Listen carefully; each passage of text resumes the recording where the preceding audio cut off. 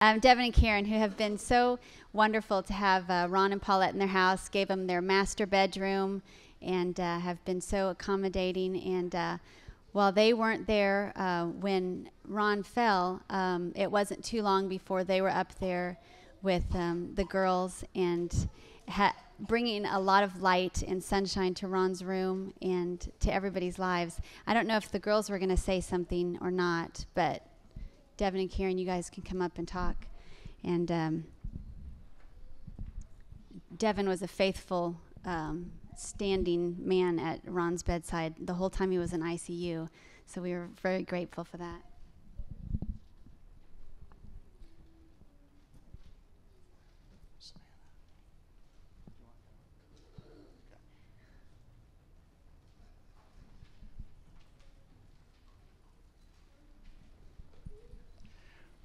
Well, as you can imagine, it was the March 26th and 27th and 28th, and every minute thereafter was a very traumatic and dramatic moment for us and my family.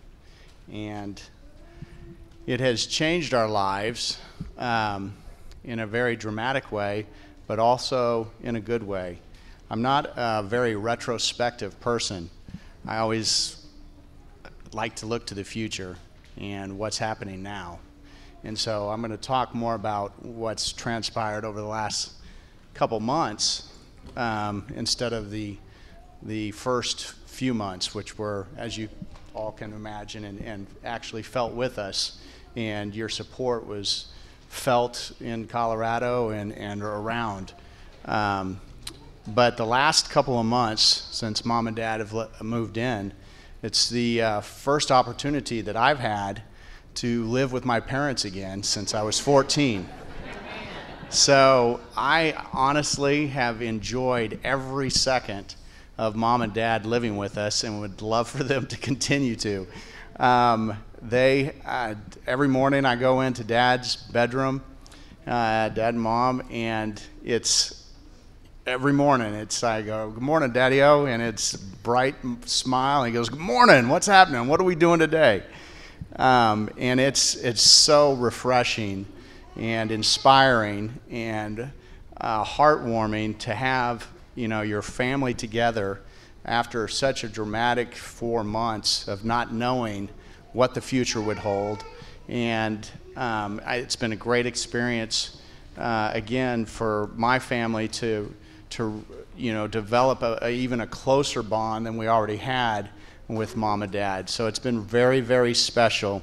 I can't say enough about, my dad and Mom's attitude and just how they take on every day. And it's, Dad has been, all of his therapists ever, but the last two here that we've had here in Austin have said, he's their favorite patient. That's been consistent throughout since day one, March 26th in ICU. And they've never had a patient that worked harder than Dad and with such a great attitude. And that's the way he has lived every moment of his life and continues to live it. And he is, just been an incredible inspiration for us. Do you want to say anything, Samantha, about Mimi and Grandpa living with us? You don't have to. It's up to you. Dylan, would you like to? You want to say about how much fun you're having? Huh? How much fun is it having Mimi and Grandpa with us?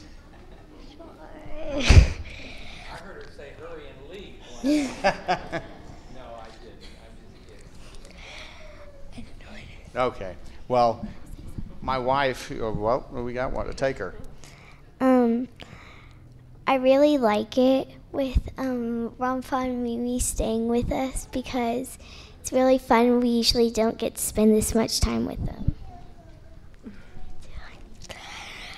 I love it to spend time with them because they're my family and I love all my family.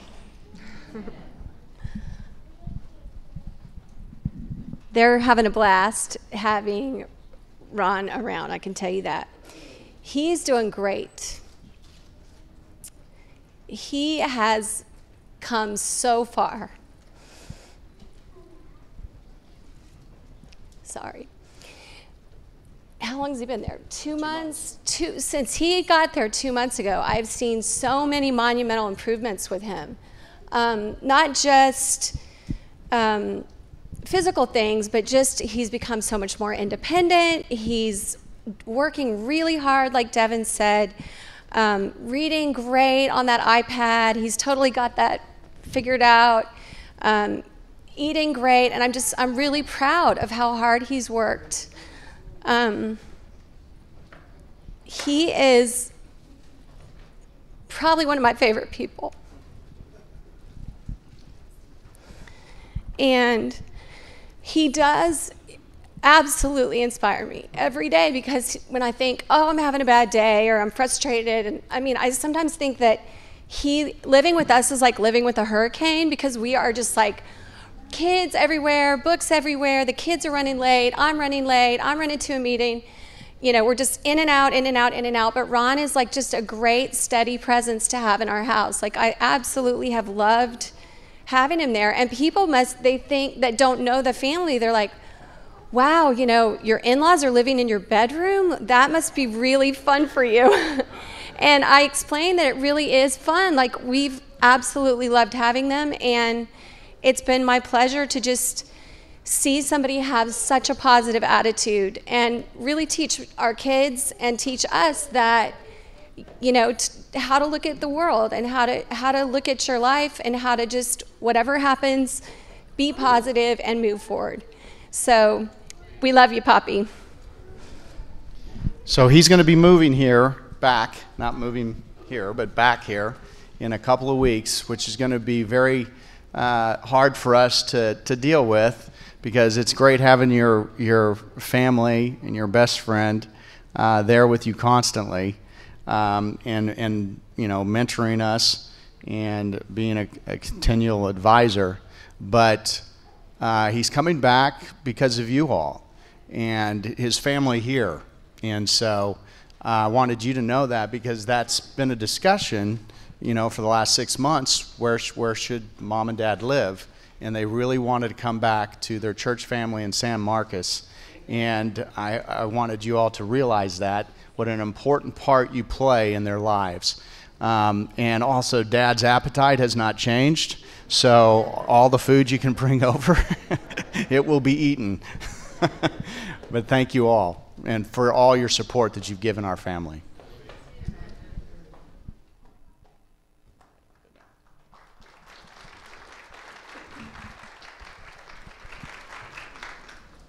Thanks, guys. I think it goes without saying that a family's love for each other is a reflection of those that lead the family. And God in particular, I think, is one of those leaders, and his love is reflected in Ron and Paulette to their kids. Ron and Ronnie now have a song for you. And I'm going to let them tell you why they picked this particular song, but it's very familiar, very beautiful. And it's called In the Garden. Well, this is probably the second most sung song that, religious song that has ever been written. You all know it. It's one that's often sang at funerals. It happens to be one of my favorite songs. My breath is really short, so we'll take a lot of breaths during the song, you'll see. So I'm expecting Ronnie to carry me. And I think Brian is pitching it down a little bit for us, because it's written pretty high in hymnal. But the reason this song was picked is because I really do feel like Christ has been with me. Amen. Amen. Through this entire experience. and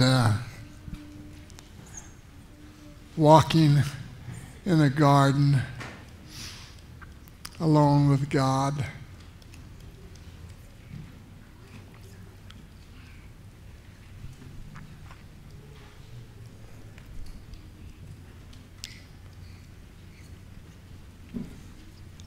There's something about that that really hits home with me.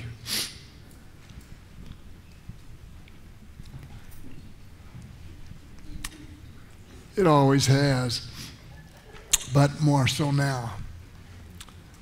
So, okay, Ronnie. Yes.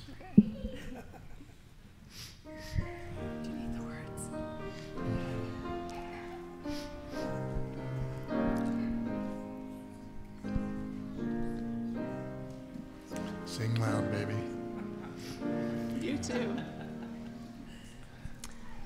I come to the garden alone while the dew is still on the roses,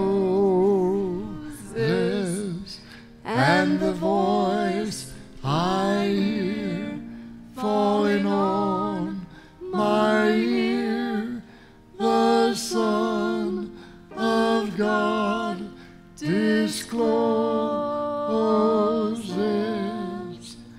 and he walks with me, and he talks with me, and he tells me I am his own, and the joy we share, sweet every there, none other has ever known.